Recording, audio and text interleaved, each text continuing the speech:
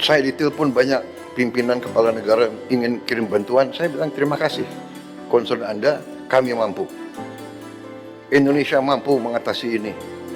Kalau ada pihak yang tulus, ikhlas mau membantu, ya kita jelas sebagai manusia kita masa menolak bantuan. Asal bantuannya itu jelas ya. Jadi tadi saya sampaikan kalau ada pihak yang mau beri sumbangan, silahkan monggo. Bikin surat, saya ingin menyumbang ini, dan nanti kita yang dilaporkan ke pemerintah pusat, nanti kita yang akan salurkan.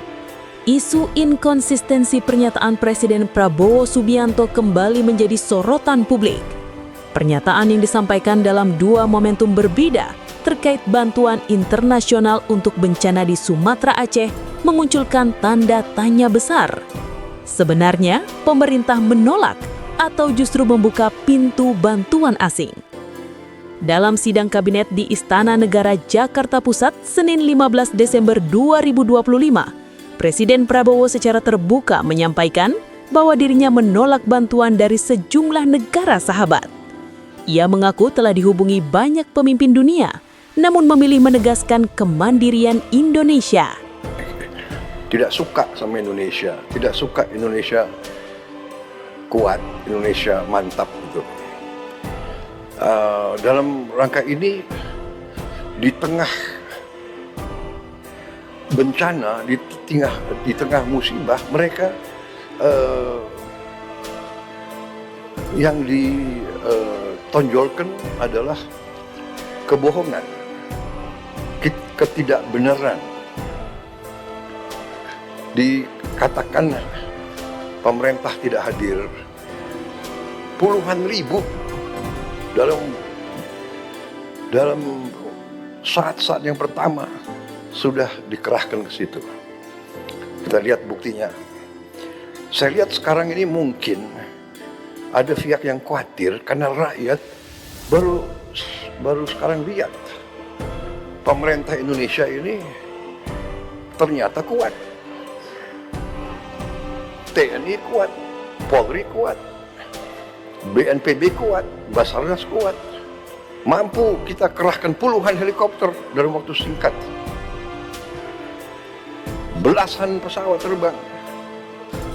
Ada tempat-tempat yang tiap hari BBM diantar dengan pesawat terbang, dengan Hercules. Ini hanya bisa oleh negara yang kuat.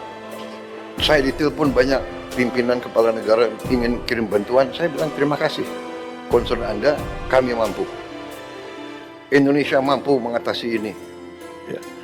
Ada yang teriak-teriak ingin ini dinyatakan bencana nasional. Kita sudah kerahkan, ini 3 provinsi dari 38 provinsi. Jadi situasi terkendali. Saya monitor terus, ya. Pernyataan tersebut segera menuai kritik.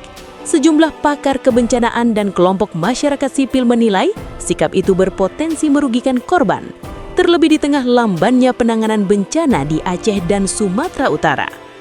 Publik mempertanyakan, apakah negara benar-benar mampu atau sekadar ingin terlihat mampu? Namun, pernyataan berbeda muncul hanya beberapa hari kemudian. Dalam rapat terbatas di Aceh Tamiang pada 1 Januari 2026, Presiden Prabowo membantah telah menolak bantuan internasional. Ia menyebut anggapan Indonesia sombong sebagai penilaian yang keliru dan menegaskan bahwa pemerintah mempersilahkan bantuan apapun masuk ke wilayah terdampak. Presiden menekankan bahwa meski bencana tersebut tidak ditetapkan sebagai bencana nasional, upaya pemerintah tetap maksimal dan tidak setengah-setengah. Ia juga kembali menyatakan bahwa Indonesia masih mampu menangani situasi. Nasib 280 juta rakyat Indonesia tetap harus kita urus secara nasional, ya. Jadi saudara-saudara, masih ada yang mempersoalkan kenapa tidak bencana nasional. Ya, masalahnya adalah kita punya 38 provinsi. Masalah ini berdampak di 3 provinsi. Masih ada 35 provinsi lain. Jadi kalau sementara kita 3 provinsi ini kita sebagai bangsa, sebagai negara kita mampu menghadapi, ya kita tidak perlu menyatakan bencana nasional. Tetapi tidak berarti kita tidak memandang ini sebagai hal yang sangat serius. Nyatanya dari seluruh kabinet hari ini ada berapa menteri di sini? Iya kan? 2 sedang di Aceh Utara. 10 menteri sedang di Aceh sekarang. Ya, ada berapa menteri lagi yang sedang di tempat lain. Dan juga kita masih hadapi beberapa lagi kabupaten di beberapa provinsi lain yang juga ada masalah. Ya, jadi saudara-saudara, kita memandang sangat serius dan kita akan habis-habisan untuk membantu. Ya, kita sudah siapkan anggaran cukup besar, ya, untuk mengatasi ini.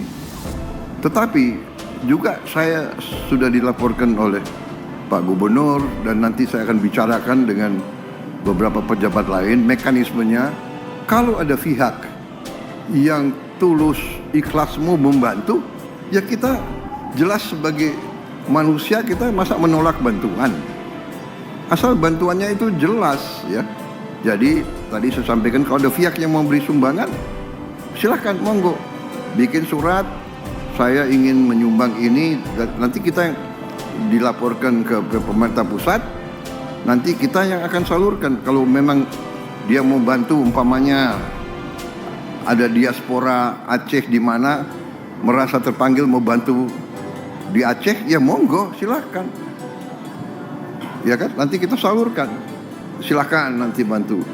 Mungkin ada juga di Sumatera Utara ada komunitas